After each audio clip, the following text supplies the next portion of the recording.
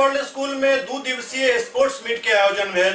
उज्जौल स्थित Eklavya world school में 2 दिवसीय स्पोर्ट्स मीट के आयोजन भेल। स्पोर्ट्स मीट में छोट छोट बच्चा सब खेलकूद में भाग लेलन, जाहिमे दौड़ और खेलकूद के अन्य कई व्यवस्था छल।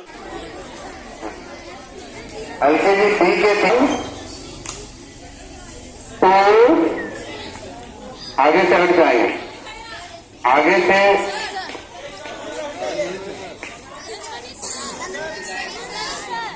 रेडी 1 2 गो।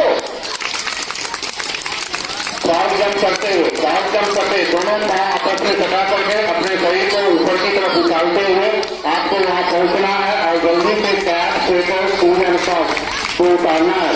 उसके बाद आपको पुनः वहां से शॉर्ट जंप करते हुए वापस आना है और यहाँ आने के बाद फिर आप वापस रेस लगाते हुए जाओ।